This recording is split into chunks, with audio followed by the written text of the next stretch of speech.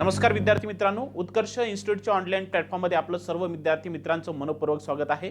आगामी काळामध्ये होऊ घातलेली डिपार्टमेंटल सीडीपीओ एक्झाम जी एक्झाम एमपीएससी मार्फत कंडक्ट होणार आहे, त्यामध्ये तुम्हाला एमपीएससी मराठी व्याकरणाच्या संदर्भामध्ये जो काही सिलेबस दिलेला आहे तर तो आज आपण डिस्कस करणार आहोत। बघा, नेमकं या डिपार्टमेंटल सीडीपीओ एक्झाम मध्ये जे काही तुम्हाला मराठी व्याकरणाच्या संदर्भामध्ये एमपीएससी कडून जो काही तुम्हाला सिलेबस विचारण्यात येतो आहे, त्या सिलेबसचं आपण आखावा आजच्या या तासिकेमध्ये घेऊयात।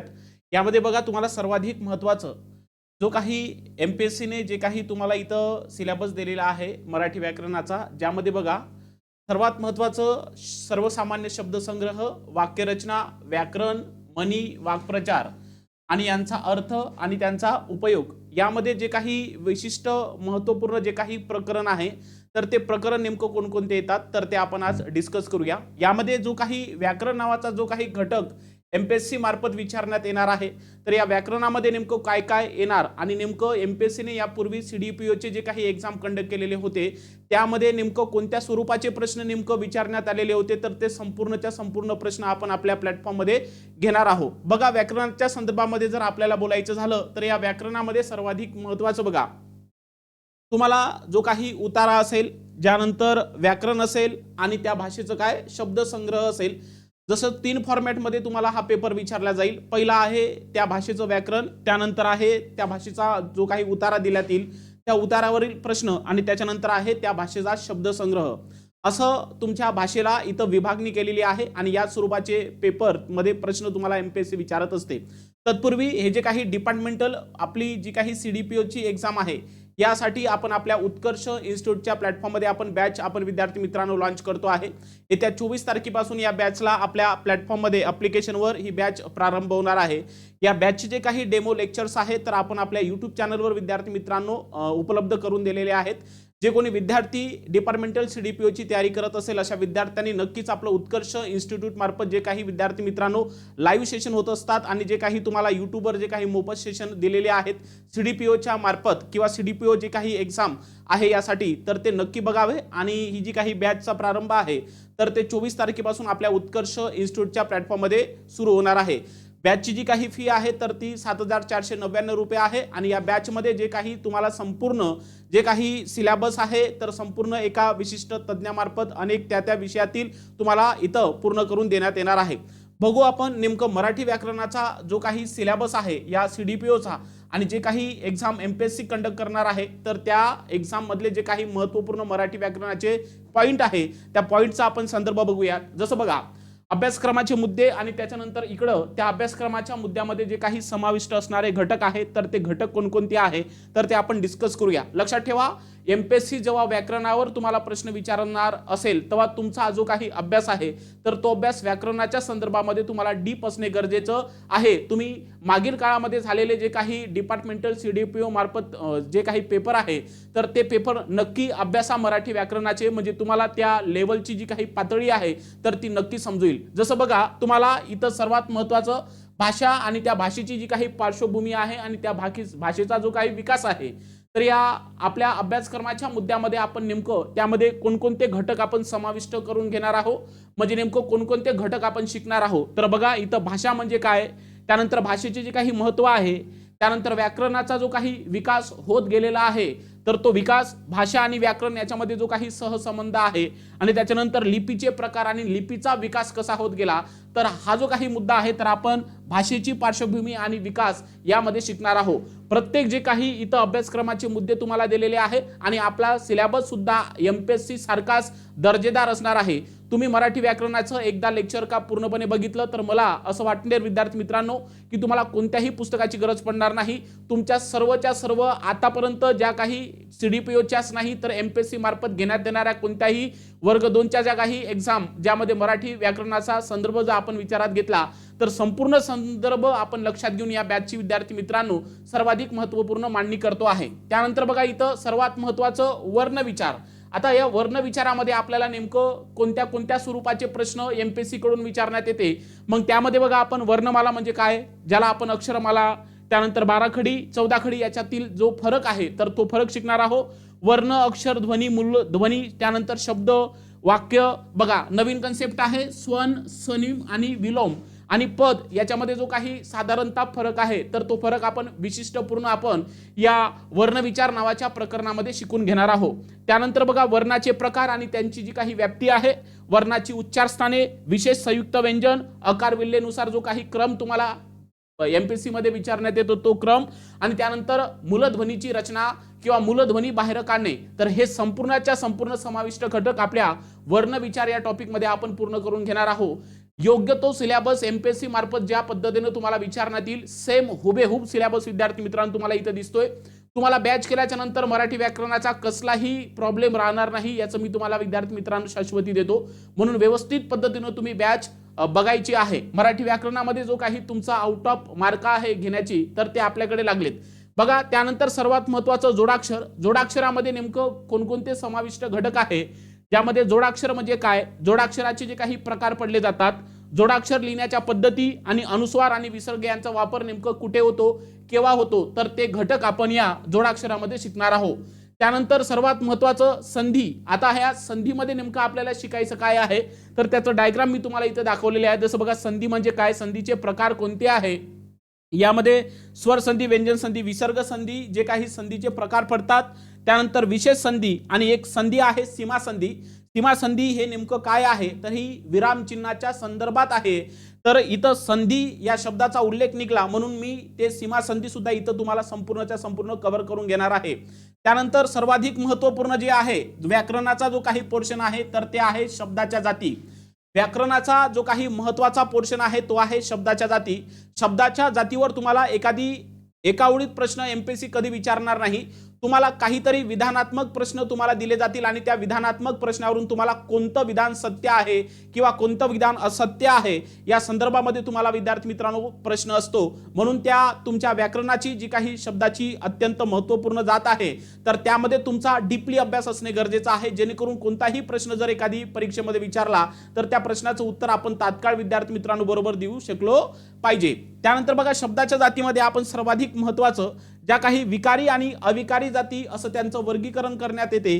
तर त्यामध्ये जो काही पहिली शब्दाची जात आहे नाम, तर या नामामध्ये आपण काही महत्त्वपूर्ण घटक समाविष्ट केलेले आहे, ज्यामध्ये नामाचे प्रकार, सामान्य नाम आणि सामान्य नामाचे प्रकार, विशेष नाम, भावाचक आणि भावाचक नामाचे प्रकार, त्याचबरोबर नामाचे कार्य आणि नामाचा उपयोग नेमकं केव्हा आणि कुठे केला जातो तर ते सुद्धा आपण व्यवस्थित पद्धतीने समजून घेऊ. आणि नामाची जी काही इतर संकीर्ण माहिती आहे तर या नाम या शब्दाच्या जातीमध्ये आपण शिकणार आहोत. शब्दाची दुसरी जी जात आहे तिचं नाव आहे सर्वनाम. या सर्वनामामध्ये जे काही घटक समाविष्ट केलेले आहे त्यामध्ये सर्वनामाची जी काही वैशिष्ट्ये असणार आहे, सर्वनामाचे जे काही प्रकार पडले जातात तर ते प्रकार आणि सर्वनामाची जी काही विभागणी केलेली आहे तर त्या विभागणीचा सुद्धा आपण परिपूर्ण अभ्यास आपण या सर्वनाम या शब्दाच्या दुसऱ्या जातीमध्ये करणार आहोत. तर जे काही ठळक महत्त्वाचे मुद्दे आहेत तर मी तुम्हाला इथं फास्ट मध्ये दाखवण्याचा प्रयत्न करतो. त्यानंतर बघा आपण जी काही शब्दाची तिसरी महत्त्वपूर्ण जात आहे तिचं नाव आहे विशेषण. या विशेषणामध्ये आपण जे काही घटक समाविष्ट केलेले आहेत तर ते तुमच्या समोर इथं दिसत असेल. विशेषणाची वैशिष्ट्य काय आहे, विशेषणाचे मुख्य प्रकार कोणते पडतात, स्थानानुसार पडणारे प्रकार कोणते, त्यानंतर विशेषणाचे तुलनेवरून प्रकार कोणते. बघा आता या सीडीपीओच्या एक्झाम मध्ये माहिती आहे का तुम्हाला तुलनेवरून प्रकार हे सुद्धा विचारण्यात येईल. जसं डिग्रीमध्ये आपण इंग्लिशमध्ये जे काही डिग्री शिकतो तर त्याच पद्धतीचं आपण इथे मराठीमध्ये विशेषणाचे त्याला तुलनेवरून पडणारे प्रकार असं म्हटलं जातं. तुलनेवरून पडणारे प्रकार हे एमपीएससीने याच्या पूर्वी वनसेवा भरती प्रक्रियेच्या परीक्षेमध्ये विचारलेले होते, म्हणून त्या अनुषंगानेच आपल्याला तयारी करायची आहे. बेसिक वाचत बसायचं नाही, कारण कोणताही विषय एखादी अभ्यासायला घेतला आणि खास करून मराठी व्याकरणाच्या संदर्भामध्ये जर तुम्ही अभ्यास करत असेल तर मी तुम्हाला सांगतो मराठी हा विषय अत्यंत सोपा आहे, परंतु जर तुम्ही त्याच्या संकल्पना जर समजून घेतल्या तरच तो सोपा आहे. जर तुम्ही संकल्पना समजून घेतल्या नाही तर तो विषय जो आहे तर तो तुमच्यासाठी अवघड बनून जाईल. आणि एमपीएससी ज्यावेळेस तुमची परीक्षा कंडक्ट करत आहे तर तुम्हाला परिपूर्ण माहिती असावीच लागते, नाहीतर तुम्हाला इथं पाठांतर केलेलं किंवा एखादी पोपटपंची बनलेलं त्या तुमच्या विषयामध्ये चालणार नाही. जर तुम्ही एखादी विषय पाठांतर करत असाल तर तो विषय तुम्हाला वारंवार वाचावा लागतो. तो मुळातच आपण कधी नाही वाचलं तर विसरून जातो. याच्यासाठी तेवढ्या ज्या काही कन्सेप्ट आहे तर त्या कन्सेप्ट व्यवस्थित पद्धतीने समजून घेणे हे फार महत्त्वाचं आहे. यामध्ये बघा या विशेषणाचे साधित प्रकार असेल, कोणते विशेषण विकारी असतात आणि कोणते विशेषणे अविकारी असतात, तर याची संपूर्ण माहिती आपण या विशेषण नावाच्या या महत्वाच्या शब्दाच्या जातीमध्ये शिकून घेणार आहोत. त्यानंतर आपली एक शेवटची एक विकारी जात आहे, तिचं नाव आहे क्रियापद. बघा कोणतं नाव आहे? क्रियापद. आता या क्रियापदाच्या संदर्भामध्ये तुम्हाला सांगतो, एमपीएससीनं वारंवार प्रश्न विचारलेले आहे. नेमकं त्या क्रियापदाच्या बाबतीमध्ये प्रश्न विचारत असताना कधीही तुम्हाला वन लाइनर प्रश्न केला असं नाही. तुम्हाला याच्यामध्ये विधानात्मक प्रश्न दिलेले होते आणि त्या विधानात्मक प्रश्नामध्ये तुम्हाला नेमकं कोणतं विधान हे बरोबर आहे चुकीचं आहे तर ते ठरवायचं होतं. तर एवढा डीपली अभ्यास या क्रियापदाच्या बाबतीमध्ये आपल्याला असणे गरजेचं आहे. या क्रियापदामध्ये आपण नेमकं सर्वात महत्त्वाचं कर्ता आणि कर्म ओळखणे बघणार आहोत, कारण बहुतांश विद्यार्थ्यांना प्रॉब्लेम अजूनही जातो का कर्ता आणि कर्मच ओळखता येत नाही. तर आपण तो सुद्धा घटक आपण आपल्या या क्रियापदामध्ये समाविष्ट केलेला आहे. यामध्ये क्रियापदाची माहिती असेल, या क्रियापदामध्ये धातू, धातू साधित याच्यामध्ये जो काही साधारण फरक आहे तर तो फरक आपण समजून घेऊ. त्यानंतर त्या धातू साधित आणि त्या धातू साधिताचे जे काही प्रकार पडले जातात तर ते प्रकार सुद्धा आपण व्यवस्थित पद्धतीने समजून घेऊ. बऱ्याच विद्यार्थ्यांना धातू साधिताचे प्रकार अजूनही माहित नाही, पण याच्यावर सुद्धा आयोगाने प्रश्न केलेला आहे. त्यानंतर क्रियापदाचे जे काही मुख्य दोन प्रकार पडतात, अकर्मक सकर्मक, त्याबद्दल आपण माहिती घेणार आहोत. त्यानंतर क्रियापदाचे इतर प्रकार बघू. त्यानंतर या क्रियापदामध्ये अमूर्त कर्ते आणि अप्रत्यक्ष कर्ते नेमकं कोणत्या क्रियापदाला म्हटलं जातं तर ते सुद्धा आपण व्यवस्थित पद्धतीने बघून घेऊ. त्याच्यानंतर या क्रियापदामध्ये इडागम आणि गती समास म्हणजे नेमकं काय असते तर या नवीन कन्सेप्ट आपण यामध्ये शिकणार आहोत. बरंच तुम्हाला या सिलेबसमध्ये, मराठी व्याकरणाच्या या सिलेबसमध्ये नवीन काहीतरी मराठी व्याकरण तुम्हाला निश्चित शिकायला मिळणार आहे, जे आगामी काळामध्ये होऊ घातणाऱ्या एमपीएससी मार्फत ज्या काही परीक्षा आहेत तर त्यासाठी अत्यंत महत्त्वपूर्ण तुम्हाला ठरणार आहे. त्याच्यानंतर आहे अविकारी जाती. शब्दाच्या अविकारी 4 जातीत विभागणी होते, त्यातली पहिली जात आहे ती म्हणजे क्रिया विशेषण अव्यय. या क्रिया विशेषण अव्ययामध्ये नेमकं आपण कोणकोणते घटक समाविष्ट केलेले आहे तर इथं बघा, क्रिया विशेषण आणि क्रिया विशेषण अव्यय याच्यामधील जो काही फरक आहे तर तो फरक. त्यानंतर क्रिया विशेषणाचे प्रकार, सिद्ध क्रिया विशेषण, साधित क्रिया विशेषण, स्थानिक क्रिया विशेषण आणि एकेरी क्रिया विशेषण म्हणजे नेमकं काय तर या संपूर्ण मूलभूत बाबी आपण या क्रिया विशेषण या शब्दाच्या अविकारी जातीमध्ये आपण बघणार आहोत. त्यानंतर सर्वात महत्त्वाचं शब्दाची दुसरी अविकारी जात, तिचं नाव आहे शब्दयोगी अव्यय. आता या शब्दयोगी अव्ययामध्ये नेमकं कोणकोणते घटक समाविष्ट आहेत तर इथं त्याची तुम्हाला व्यवस्थित पद्धतीने मांडणी करून देणार आहे आणि सेम याच पद्धतीने आपलं लेक्चरमध्ये सुद्धा आपलं याच पद्धतीने शिकवणी राहील. शिकवणी अशी राहील की जो कोणी विद्यार्थी नव्याने जरी तयारी करत असेल तरी त्या विद्यार्थ्यांना ते लेक्चर आणि ते जे काही व्हिडिओ आहे, ते जे काही प्रकरण आहे तर ते व्यवस्थित पद्धतीने समजल्या जाईल. क्रिया विशेषण आणि शब्दयोगी अव्ययामधला जो काही फरक आहे तर तो फरक समजून घेणे. त्यानंतर शुद्ध शब्दयोगी अव्यय, ज्याला आपण अवधारणबोधक अव्यय असं म्हणत असतो. त्यानंतर विभक्ती प्रतिरूपक अव्यय आणि शब्दयोगी अव्ययाचे जे काही प्रकार आहे तर ते प्रकार आपण सहज आणि सोप्या भाषेमध्ये व्यवस्थित समजून घेणार आहोत. त्यानंतर शब्दाची अविकारी जात आहे उभयान्वयी अव्यय. आता उभयान्वयी अव्यय म्हणजे नेमकं काय असते, उभयान्वयी अव्ययाचे जे काही प्रकार पडतात तर ते प्रकार. त्यानंतर या उभयान्वयी अव्ययाला समानाधिकरण असं आगरकरांनी म्हटलेलं होतं, तर त्यांचं म्हणणं नेमकं काय आहे तर त्या उभयान्वयी अव्ययाच्या संदर्भामध्ये तर ते सुद्धा आपण डिस्कस करणार आहोत. त्यानंतर बघा समानत्व दर्शक आणि असमानत्व दर्शक, ज्याला आपण प्रधानत्व सूचक आणि अगौणत्व सूचक असं म्हणत असतो, तर त्या संपूर्ण ज्या काही महत्त्वपूर्ण संकल्पना आहे तर हे आपण उभयान्वयी अव्ययामध्ये शिकून घेणार आहोत. शब्दाची एक शेवटची अविकारी जात आहे, तिचं नाव आहे केवल प्रयोगी अव्यय.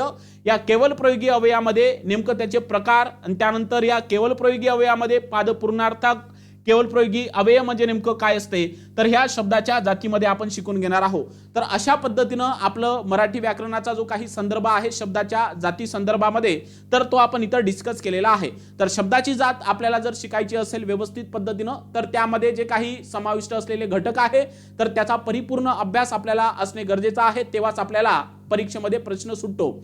आता शब्दाची जाती झाल्याच्या नंतर जे काही महत्त्वपूर्ण चॅप्टर आहे त्याचं नाव आहे लिंग विचार.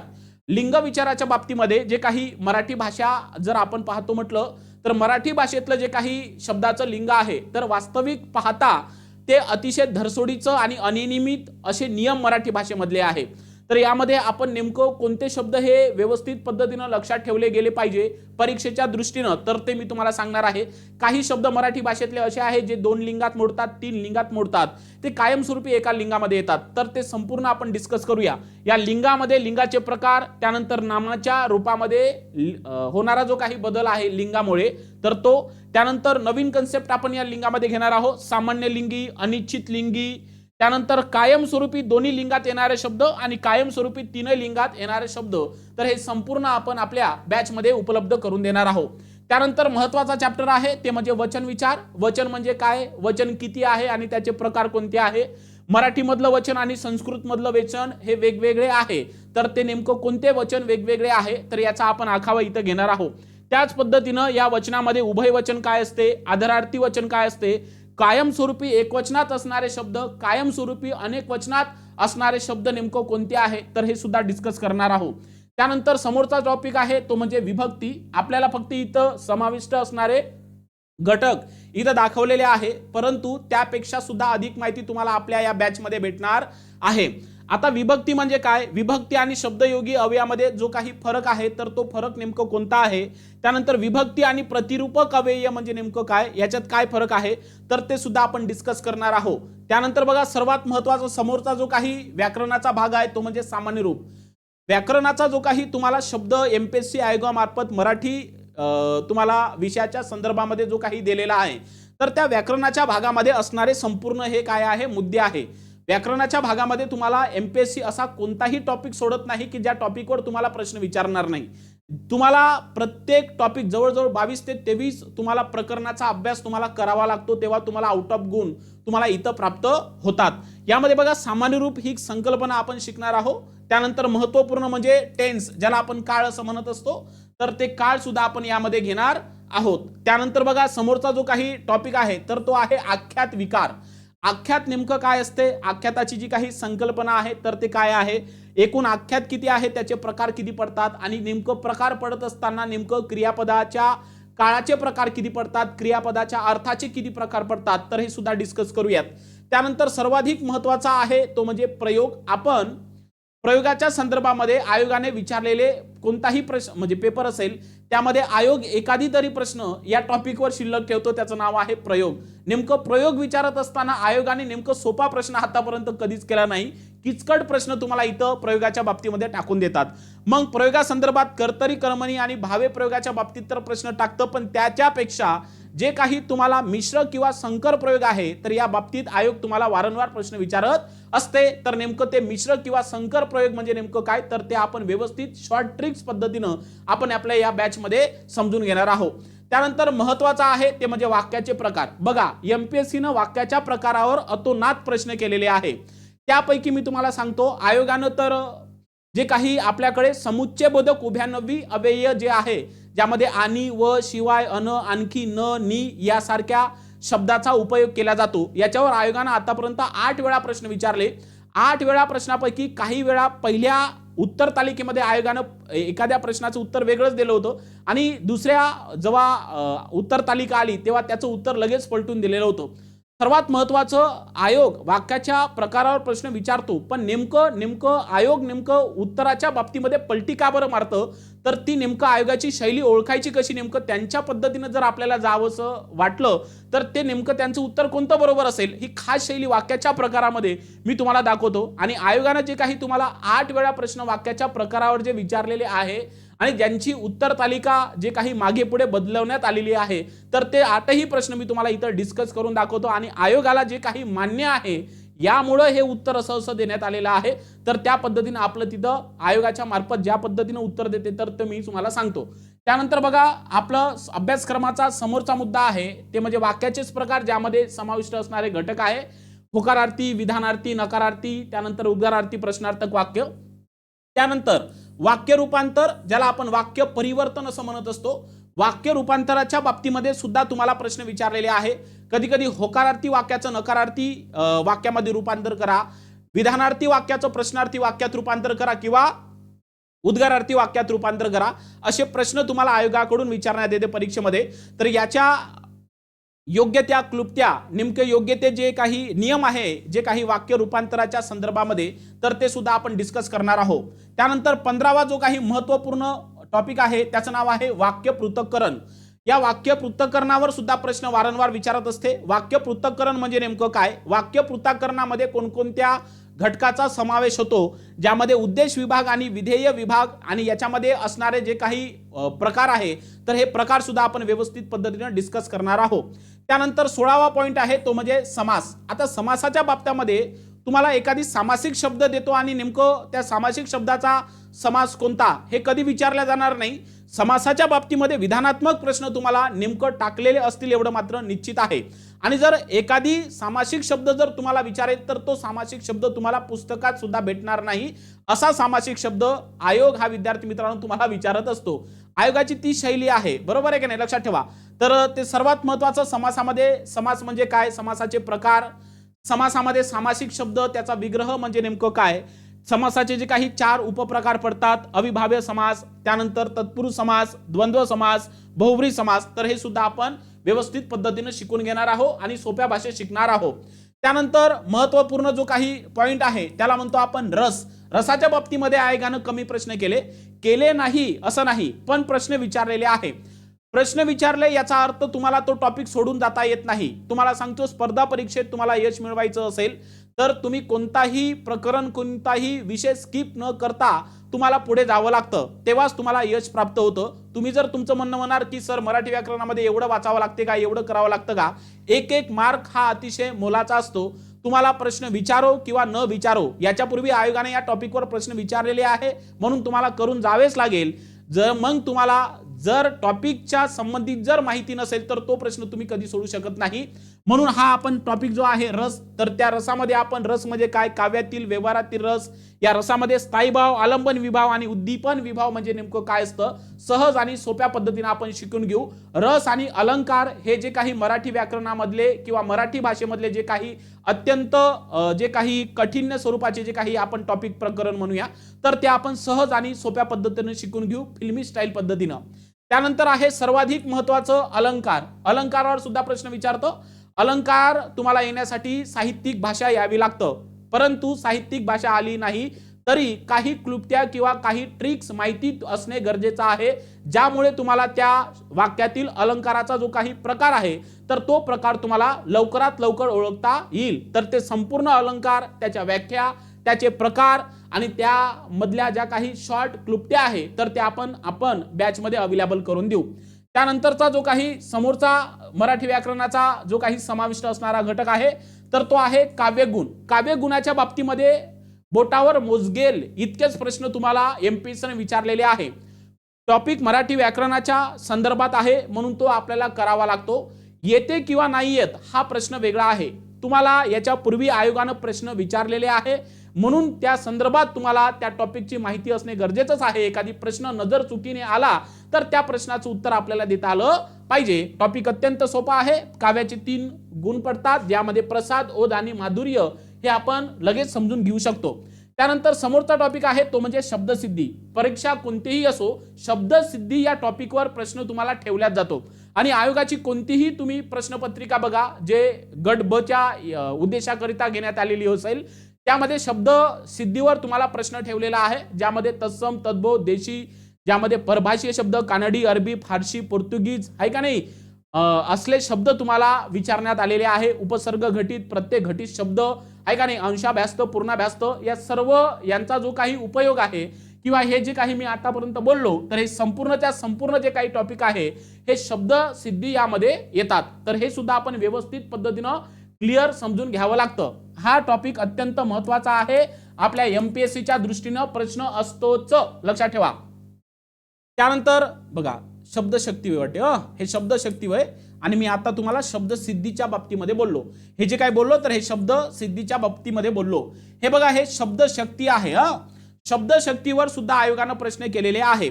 मागील आता जे काही गट ब मुख्य परीक्षेचा पेपर झालेला होता तर याच्यामध्ये तुम्हाला व्यंजना शब्दशक्तीच्या उपप्रकारावर प्रश्न विचारण्यात आलेला होता की लक्षणा शब्दशक्तीच्या उपप्रकाराच्या बाबतीमध्ये प्रश्न विचारण्यात आलेला होता. टॉपिक अत्यंत महत्त्वपूर्ण आहे. शब्द सिद्धी असो किंवा शब्द शक्ती असो, प्रश्न बोटावर मोजण्या इतके या टॉपिकवर विचारले गेलेले आहे, पण तुम्हाला टॉपिक तो करून जावं लागतं कारण तो व्याकरणाशी निगडीत आहे. त्यानंतर विरामचिन्हे. आता नेमकं विरामचिन्हाच्या बाबतीमध्ये तुम्हाला वन लाइनर प्रश्न असतो बघा. आता गट क मुख्य परीक्षा झाली आणि त्या गट क मुख्य परीक्षेमध्ये प्रश्न विचारला होता की संबोधन दर्शविताना कोणत्या विरामचिन्हाचा वापर होतो. तर तुम्हाला असं कधी उलटून प्रश्न केला नाही की स्वल्प विरामाचा वापर केव्हा आणि कुठे केला जातो. तर तुम्हाला प्रश्न असा विचारला की संबोधन दर्शविताना कोणत्या विरामचिन्हाचा वापर होतो. संबोधन दर्शविताना आपण स्वल्प विरामाचा वापर करत असतो. तर आयोग फसवीचे जे काही प्रश्न विचारतात तर त्यामध्ये आपण फसायचं नाही, बरोबर. त्यानंतर आपण विरामचिन्हे व्यवस्थित पद्धतीने आपण क्लिअर कट शिकून घेणार आहोत. त्यानंतर समोरचा आहे तो म्हणजे वृत्त. आता वृत्तावर तर तुम्हाला सांगतो आतापर्यंत 3-4 प्रश्न आयोगानं विचारले असेल एवढ्या काळामध्ये, परंतु प्रश्न विचारतं म्हणून त्या टॉपिकची माहिती असणे गरजेचं आहे. कारण तुम्हाला अक्षरगण वृत्ताच्या बाबतीमध्ये आयोगानं प्रश्न विचारलेले आहे, काही मात्रा वृत्ताच्या संदर्भामध्ये सुद्धा आयोगानं प्रश्न विचारलेले आहे. तर हे वृत्त सुद्धा आपण व्यवस्थित पद्धतीने करून घेऊ. तर हे संपूर्णच्या संपूर्ण जे काही आपले व्याकरणाचा जो काही सिलेबस होता तर या व्याकरणाच्या सिलेबसमध्ये जवळजवळ तुम्हाला इथं 23 प्रकरणाचा समावेश केलेला दिसतो आहे आणि या 23ही प्रकरण विद्यार्थी मित्रांनो व्यवस्थित पद्धतीने जर आपण केले तर व्याकरणाचा कोणताही प्रश्न असेल तर तो प्रश्न तुमचा कधीच चुकणार नाही. पण त्या व्याकरणाच्या प्रकरणामध्ये तेवढाच तुम्हाला सखोल अभ्यास पाहिजे, तेव्हाच तुम्हाला कोणताही प्रश्न परीक्षेमध्ये सुटतो एवढं मात्र नक्की आहे. हे होतं व्याकरणाच्या संदर्भामध्ये, भाषेच्या व्याकरणाच्या संदर्भामध्ये. यासाठी आपण आपल्या उत्कर्ष इन्स्टिट्यूटच्या प्लॅटफॉर्ममध्ये येत्या 24 तारखेपासून आपण डिपार्टमेंटल CDPO साठी जी काही आपण विद्यार्थी मित्रांनो परीक्षा होणार आहे त्यासाठी आपण बॅच लॉन्च केलेली आहे. 24 तारखेपासून आपल्या ऍप्लिकेशनवर ते लेक्चर नियमित सुरू होणार आहे. याचे डेमो लेक्चर आपण आपल्या YouTube चॅनलवर विद्यार्थी मित्रांनो मोफत घेत असतो. नक्कीच डेमो व्हिडिओ बघून, डेमो लेक्चर बघून या बॅचमध्ये तुम्ही प्रवेश घेऊ शकता. अधिक माहितीकरिता जो काही तुम्हाला ऑफिसचा क्रमांक तुम्हाला दिलेला आहे 9793924141, तर या क्रमांकावर तुम्ही संपर्क करू शकता. बॅच बद्दल कोणत्याही इतरत्र माहितीसाठी तुम्ही या नंबरवर संपर्क करू शकता. आता नेमकं हे संपूर्ण जो काही मराठी भाषेचा जो काही पोर्शन होता तर तो व्याकरणासंदर्भात होता. आता समोर बघा शब्दसंग्रह. स्पर्धा परीक्षेमध्ये ज्याची आहे शब्द संग्रहावर कमांड त्यालाच असते डिमांड. लक्षात ठेवा, व्याकरणामध्येच नाही तर मराठी भाषेमध्ये जे काही तुम्हाला 25 प्रश्न 50 प्रश्न विचारण्यात येतील तर व्याकरण येऊनच चालत नाही. आजकाल व्याकरण शिकल्याच्या नंतर एखाद्या शंभड्या मुलांनाही व्याकरणाचा प्रश्न सुटतो. महत्वाचं काय आहे, जर तुम्हाला त्या भाषेमध्ये जर पैकीच्या पैकी गुण आणायचे असेल तर व्याकरण जेवढं महत्वाचं आहे तेवढंच तुम्हाला त्या भाषेचा शब्द संग्रह सुद्धा महत्वाचा आहे. शब्द संग्रह नेमकं कसा करावं याच्यासाठी काही नियम आहे का? याच्यासाठी नियम नाही. याच्यासाठी मी तुम्हाला फक्त आणि फक्त एक दिशा देऊ शकतो की हे अशा पद्धतीचं वाचायचं तुम्हालाच आहे. फक्त योग्य दिशा मी तुम्हाला देईल का नेमकं हे लक्षात ठेवायचं कसं. नेमकं शब्दसंग्रह आहे भरपूर, पण परीक्षेच्या दृष्टीने आपण वाचायचं नेमकं जो कंटेंट म्हणतो आपण तर ते नेमकं कोणता घ्यायचा परीक्षेच्या दृष्टीने हे आपल्याला समजलं पाहिजे. या शब्दसंग्रहामध्ये आपण बघा सर्वात महत्वाचं समानार्थी शब्द, विरुद्धार्थी शब्द, वाक्प्रचार आणि त्या वाक्याचा उपयोग, त्यानंतर म्हणी आणि त्याचे अर्थ, म्हणीच्या विरुद्धार्थी म्हणी, समानार्थी म्हणी, त्यानंतर शब्दसमूहाबद्दल एक शब्द, अलंकारिक शब्द, समूहदर्शक शब्द, ध्वनिदर्शक शब्द, हे सर्वच्या सर्व जे काही इथं 8-9 पॉइंट इथं तुम्हाला लिहून दिलेले आहे तर ते सर्व पॉइंट्स तुम्हाला आपल्या या शब्दसंग्रहामध्ये दिसून येतील. शब्दसंग्रहाच्या बाबतीत सुद्धा काही 7-8 लेक्चर होतील ज्यामध्ये तुम्हाला हे इथून इथपर्यंत सांगितलेले जे काही 7-8 पॉइंट आहे तर ते परिपूर्ण क्लिअर करून दिल्या जातील. परंतु त्यापेक्षा मी शिकवल्यापेक्षाही तुम्हाला वाचन त्या शब्दसंग्रहावर तुम्हाला करणे फार महत्वाचं आहे. त्यानंतर बघा, त्यानंतर एवढंच असून चालत नाही तर मराठी भाषेत योगदान देणारे जे काही महत्वाचे व्यक्ती आहे ज्याला आपण साहित्यिक असं म्हणत असतो तर थोडं महत्वाचे जे काही साहित्यिक मराठी भाषेमध्ये होऊन गेले महत्वाचे व्यक्ती तर त्या संदर्भात माहिती असणे गरजेचं आहे. त्या व्यक्तीचे ग्रंथ, त्या व्यक्तीच्या कादंबऱ्या, त्या व्यक्तीचे आत्मचरित्र, त्या व्यक्तीचे कथा संग्रह, कविता संग्रह, त्यांचे प्रवास वर्णन आणि त्या व्यक्तीचं टोपण नाव एवढं आपल्याला या मराठी भाषेमध्ये करून घ्यायचं आहे. आणि एक शेवटचा महत्वाचा पॉइंट आहे तो म्हणजेच काय, उतारा. तुम्हाला जो काही 5 मार्कासाठी विचारण्यात येणारा उतारा आहे, तर उतारा नेमकं कसा सोडवावा हे काही मी तुम्हाला इथं सांगणार नाही. याबद्दल आपण एक स्पेशल लेक्चर आपल्या YouTube चॅनलवर मोफत देणार आहोत. नेमकं उतारा कसा सोडवायचा असतो, जे काही MPSC मध्ये 5 मार्कासाठी विचारण्यात येतं. भला मोठा उतारा असेल तरी आपण त्याला नेमकं कमीत कमी वेळेमध्ये सोडवायचं कसं, याची खास स्ट्रॅटेजी मी तुम्हाला एका लेक्चरमधून आपल्या YouTube चॅनलवर देणार आहे. तर मी परत एकदा सांगतो, आपल्या उत्कर्ष इन्स्टिट्यूटच्या प्लॅटफॉर्ममध्ये आपण येत्या 24 तारखेपासून या बॅचचा प्रारंभ करतो आहे. नक्कीच जे काही विद्यार्थी आहे, जे डिपार्टमेंटल CDPO साठी तयारी करत असेल, अशा संपूर्ण विद्यार्थ्यांनी ही बॅच तुम्ही जॉईन करायची आहे. नक्कीच तुम्हाला भरभरून यश मिळेल. चला, आपल्या विद्यार्थी मित्रांना सुद्धा या बॅच बद्दल माहिती द्यायची आहे. अधिक माहिती तुम्हाला इथं ऑफिसचा क्रमांक दिलेला आहे, त्या क्रमांकावर तुम्ही संपर्क करू शकता. भेटू आपण आपल्या परत एकदा डिपार्टमेंटल CDPOच्या लाईव्ह लेक्चरमध्ये. धन्यवाद.